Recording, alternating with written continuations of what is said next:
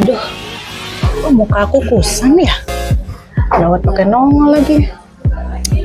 Ada nggak ya di internet cara mencerahkan wajah? Ada nih, bahan-bahannya gampang banget. Ada semua di kulkas. Tapi kok pakai eksfoliasi dan vitamin C ya? Gimana kalau gabung aja bisa? Kamu suka meracik kosmetik sendiri atau mencampur kosmetik vitamin C dengan agen eksfoliasi lain? Sebenarnya yakin itu aman? Boleh ya. Yuk temukan jawabannya di Pondasi edisi Tren Kosmetik. Aman tidak ya?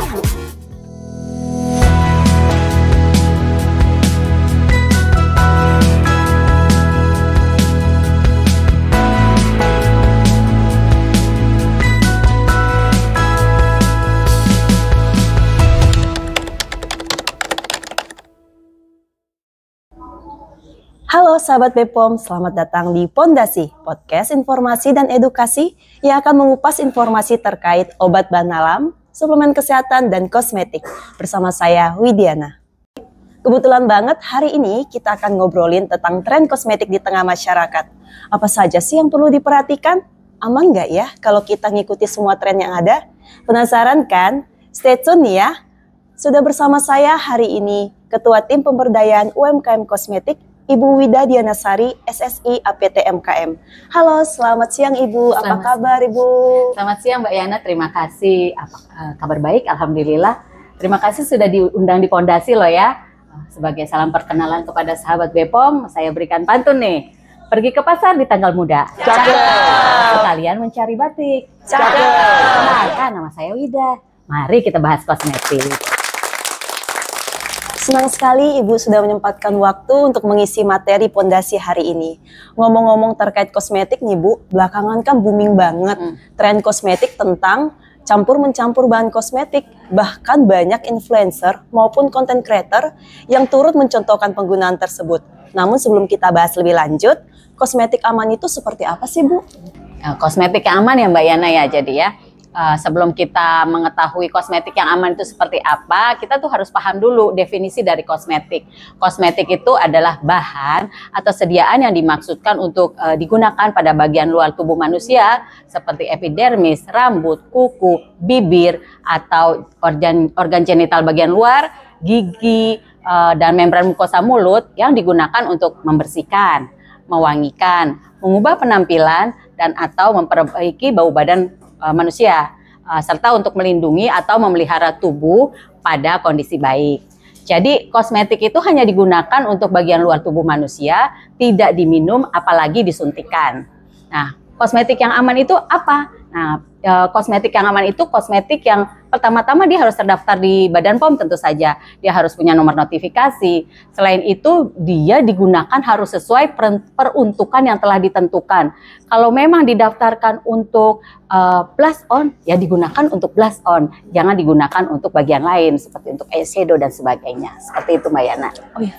Lalu bagaimana Bu dengan tren kosmetik yang sekarang lagi booming di media sosial seperti meracik kosmetik sendiri di rumah? Apakah hal ini dapat dikatakan aman Bu? Meracik sendiri ya, untuk penggunaan sendiri tentu saja, bukan untuk dijual ya. Dalam mencampur kosmetik kita juga harus berhati-hati karena pencampuran ini memiliki bahaya yang tersembunyi seperti ada potensi alergi, kemungkinan ada iritasi, atau kadar bahan yang melebihi batas serta reaksi bahan kimia yang dicampurkan. Artinya kita memang tetap harus berhati-hati dalam mencampur kosmetik walaupun itu untuk penggunaan sendiri gitu Mbak Yana. Oh iya Bu, berarti Bu jadi kalau kita peracikan kosmetik sendiri di rumah itu bisa berbahaya ya Bu? Biasanya disebabkan oleh apa ya Bu? Peracikan oleh sendiri ya di rumah ya. Seperti kita ketahui kalau produksi kosmetik di pabrik itu, pabrik kan sudah tersertifikasi, sudah terjamin kebersihan dan kestabilan produknya. Nah, apakah di rumah itu kita bisa jaga kondisinya seperti itu gitu kan ya? Dan tidak semua bahan yang digunakan juga aman untuk kulit. Takarannya bisa jadi tidak tepat, tanpa uji laboratorium. Kemudian skincare yang diracik sendiri seringkali juga kita tidak memperhatikan stabilitas bahan aktifnya. Jadi yang perlu kita hati-hati dalam meracik kosmetik di rumah yaitu pencemaran di rumah biasanya terjadi karena penyimpanan racikan kosmetik yang tidak sesuai, pencampuran yang tidak sesuai takaran, serta menggunakan peralatan yang kurang terjaga kebersihannya, sehingga menyebabkan kondisi kosmetiknya tidak optimal dan memberikan efek yang seperti kita inginkan gitu. Tadinya kita mau kinclong, kita mau sehat kulit kita, akhirnya malah alergi, gatal-gatal gitu Mbak Yana. Iya gitu ya Bu. Lalu Bu, bagaimana kalau misalnya kita mencampurkan bahan kosmetik A dikombinasi dengan bahan kosmetik B dengan klaim untuk menghasilkan efek boosting, misalnya mencerahkan Bu. Misalnya kita mencampurkan 2 agent pencerah gitu, gimana Bu? Sama aja itu Mbak Yana. Pencampuran jenis ini juga belum dipastikan keamanannya ya, karena efek kosmetik tidak sama untuk setiap kulit. Kosmetik yang cocok untuk Mbak Yana belum tentu cocok untuk saya, begitu juga sebaliknya. Selain itu perlu diketahui bahwa dalam kosmetik tidak dapat serta-merta dicampur dan diaplikasikan pada kulit. Kombinasi kosmetik berpotensi mempengaruhi kestabilan produk. Jadi hal ini dapat meningkatkan sensitivitas seseorang terhadap suatu senyawa. Yang awalnya aman kita gunakan kosmetik A, setelah dicampur dengan kosmetik B, bisa saja jadi akhirnya gatal-gatal atau kemerahan. Jadi meracik kosmetik sendiri juga beresiko pada adanya bahan tertentu yang melebihi batas kadar yang dipersyaratkan, seperti bahan berwarna, tabir surya, dan bahan berbatas yang ditentukan kadarnya oleh regulasi. Jadi kesimpulannya ya Mbak Yana, meracik sendiri di kosmetik sih tidak disarankan ya, perlu kehati-hatian seperti itu. Oh begitu ya Bu. Menarik nih, apalagi kan saat ini ya Bu, banyak jenis kosmetik yang beredar di pasaran. Lalu bagaimana ya Bu cara kita untuk menentukan bahwa kosmetik ini aman nggak ya di kulit kita atau tidak menimbulkan reaksi alergi di kulit Bu? Kalau yang pertama tentu saja pastikan produk itu memiliki nomor notifikasi di Badan POM ya Mbak Yana ya. Selain itu jangan termakan sama iklan atau promosi yang berlebihan, yang bombastis.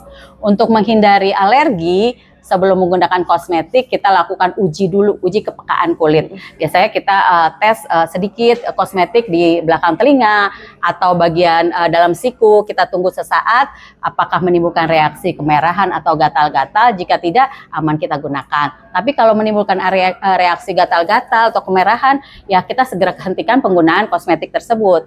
Wah, padahal kita kan Bu menggunakan kosmetik biar kulit lebih sehat, tampak lebih baik ya Bu. Ya. Tapi kalau jadinya gatal-gatal, merah-merah, nggak sesuai tujuan ya Bu. Nah, ada lagi nih Bu perdebatan di media sosial tentang makeup dan skincare. Saya jadi bingung Bu, apa sih bedanya makeup dan skincare? Makeup dan skincare sama-sama kosmetik nih ya Mbak Yana ya. Dan namun tujuan penggunaannya berbeda-beda. Makeup merupakan kosmetik dekoratif atau riasan, contohnya seperti bedak, lipstick, maskara, eyeliner, blush on dan sebagainya. Jenis ini digunakan untuk merias, menutup kekurangan pada kulit kita ya, sehingga menghasilkan penampilan yang lebih menarik tentu saja, serta menimbulkan efek psikologik yang baik, seperti tambah pede nih kita nih kalau pakai make up ya kan. Nah, kalau skincare itu apa sih gitu? Skincare itu contohnya cleanser, moisturizer, sunscreen gitu. Itu kita gunakan untuk merawat kulit supaya kulit kita tuh sehat. Jadi untuk kita mendapatkan hasil make up yang baik, kita harus gunakan skincare supaya kulit kita sehat dan terjaga kebersihannya. Seperti itu Mbak Yana. Oh, jadi memang dua fungsi dari jenis kosmetik ini berbeda ya Bu? Ya. Tapi kalau dari penggunaan sendiri, menurut Ibu Widah nih, lebih penting mana Bu? Makeup atau skincare? Make up atau skincare, kalau saya sih dua-duanya penting Mbak Yana, gitu kan ya, karena tujuannya berbeda, maka tidak ada yang lebih penting satu dibanding yang lain. Bahkan penggunaan kedua jenis ini dapat bersinergi. Jadi kalau kita menggunakan make up yang umumnya untuk riasan dekoratif ya, menunjukkan fitur wajah supaya kita kelihatan tirus dan sebagainya gitu, untuk menambah kepercayaan diri, tentunya akan lebih baik jika kita mengaplikasikan pada kulit yang sehat, pada kulit yang sudah dirawat, yang sudah menggunakan skincare tentu saja seperti itu. Jadi hasil make up kita akan tahan lama pada kulit yang sudah dirawat, yang sudah menggunakan skincare, seperti itu Mbak Yana. Jadi bisa disimpulkan ya Bu, hasilnya akan lebih baik diperoleh jika seseorang bijak dalam menggunakan make up dan skincare ya Bu? Ya. Tuh, karena kalau skincare itu membutuhkan konsistensi Mbak Yana ya dalam penggunaannya. Jadi tidak bisa kita menggunakan skincare itu baru 1-2 hari langsung sehat dan bersih gitu kan ya. Tidak bisa menghasilkan efek yang instan seperti make up. Maka hasil yang terbaik adalah penggabungan antara make up dan skincare, yaitu dengan rutin merawat kulit sehingga menghasilkan akan menghasilkan aplikasi make up yang baik pada kulit yang sehat. Lalu bagaimana Bu cara kita mengetahui kebutuhan kulit kita dalam menentukan skincare yang bagus atau yang pas buat kulit kita nih Bu? Kalau kita menentukan skincare yang cocok, yang pertama kita harus tahu jenis kulit kita seperti apa sih. Apakah kulit kita itu kering, berminyak, normal gitu kan ya. Bagaimana cara kita mengetahui ya, secara awam mungkin kalau yang kulit kering itu kalau wajahnya kaku, kulit wajahnya merasa tertarik atau mengelupas, itu kita bisa sebut dia kulitnya kering gitu. Tapi kalau untuk lebih jelasnya, sebaiknya sahabat BPOM juga dapat memastikan jenis kulit dengan melakukan pemeriksaan ke ahlinya, ke dokter spesialis dermatolog mungkin ya. Kemudian setelah kita mengetahui jenis kulit kita, jenis kulit kita kering atau normal atau berminyak, kita bisa menentukan skincare yang cocok. Moisturizer-nya seperti apa, kemudian pembersihnya seperti apa, sunscreen-nya seperti apa. Jadi untuk kita memulai penggunaan skincare, sahabat BPOM dapat menggunakan basic skincare. Jadi yang basic skincare itu hanya pembersih wajah, pelembab, serta pelindung tabir surya atau sunscreen. Itu dulu, yang lain-lain bonus. Dengan mengetahui kebutuhan kulit, maka penggunaan skincare akan lebih tepat sasarannya Mbak Yana. Untuk kita akan menghasilkan tampilan kulit yang lebih baik. Wah, berarti masyarakat perlu tahu ya Bu, bagaimana cara melindungi dirinya dari tren kosmetik yang belum tentu aman. Menurut Ibu Wida, peran BPOM di sini seperti apa ya Bu? Peran BPOM. Banyak peran BPOM, Mbak Yana. Badan POM selalu melakukan edukasi kepada konsumen melalui berbagai kanal loh ya, seperti webinar, iklan kesadaran masyarakat, ada leaflet, poster, selebaran dan sebagainya. Juga banyak konten-konten di media sosial Badan POM yang berupaya meningkatkan pemahaman kepada masyarakat terkait penggunaan kosmetik yang aman. Kemudian Badan POM juga melakukan edukasi yang masif kepada influencer, menggandeng influencer di Indonesia supaya mereka memberikan edukasi kepada pengikutnya ya untuk pemilihan produk kosmetik yang aman gitu. Nah, sebagai bukti Badan POM sudah menangani berbagai kemarin konten-konten yang menyesatkan dan berbahaya. Badan POM sudah melakukan edukasi. Kemudian, namun kalau apabila masyarakat sudah terlanjur menggunakan kosmetik dan mendapatkan efek samping dari penggunaan kosmetik yang salah, bisa loh melaporkan kepada subset Badan POM di efeksamping.pom.go.id gitu. Selain itu, jika ada keresahan atau masyarakat, ini kok kosmetik akhir-akhir ini trennya seperti ini ya, apa benar gitu, apa benar bisa memutihkan sekali dalam jangka waktu sehari 2 hari gitu. Nah, masyarakat dapat melaporkan kepada Badan POM pada kami melalui kontak center Halo BPOM di 1.500 533 gitu Mbak Yana. Wah, berarti sudah banyak ya Bu yang sudah dilakukan sama BPOM. Nah Bu, ini kan makin lama tren kecantikan di media sosial semakin banyak. Demi menghasilkan kulit putih, semua bahan-bahan pencerah dicampur jadi satu, misalnya dijadikan lulur. Terus konten racikan ini banyak yang nge-like Bu, banyak yang ngikutin. Padahal tidak semua tren kecantikan yang diciptakan di media sosial itu aman untuk kulit kita. You know loh ya Bu, baiknya gak usah ikut-ikutan. Iya, apalagi kaum muda seperti Mbak Yana dan sahabat BPOM semua wajib banget punya pemahaman yang benar dalam merawat kesehatan kulit. Bukan cuma asal ikut-ikutan tren media sosial, cari tahu dulu kebenarannya, pahami, pastikan keamanan produk, baru gunakan kosmetik sesuai kebutuhan untuk memelihara kesehatan kulit kalian semua. Wah, nggak terasa nih Bu, sudah panjang pembahasan kita membahas tren kecantikan hari ini. Nah, dan dari pembahasan kita itu tentu mencerahkan kita dan memberikan arahan agar lebih bijak dalam menyikapi tren kosmetik yang ada di media sosial. Jadi, nggak semua tren itu harus diikuti ya sahabat BPOM. Terima kasih banyak Ibu Wida untuk sharing informasinya untuk hari ini. Semoga setelah menonton podcast Fondasi ini, semakin banyak masyarakat yang terpapar semakin bijak dalam memilih dan menggunakan kosmetik aman.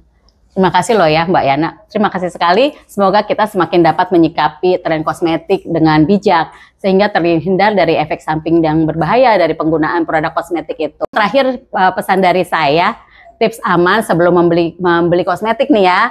Yang pertama, pastikan produk telah memiliki nomor izin edar BPOM. Nomor izin edarnya adalah 2 huruf NA atau N NC atau NE dan diikuti 11 digit angka. Kemudian kalau kita membeli, pastikan di official store-nya, pastikan penjual atau distributor kosmetik memiliki reputasi yang baik. Selain itu, jangan tergiur dengan testimoni produk yang bombastis, memutihkan dalam jangka waktu sehari 2 hari itu nggak ada. Kemudian yang keempat, ingat selalu cek klik, cek kemasan, cek label, izin edar, dan cek kadaluarsa. Bukan kata orang, pastikan kata BPOM. Terima kasih sahabat BPOM, sampai jumpa di episode Pondasi berikutnya dengan tema yang menarik tentunya. Kalau tadi Bu Wida membuka dengan pantun, saya nggak mau kalah nih, saya tutup juga dengan pantun.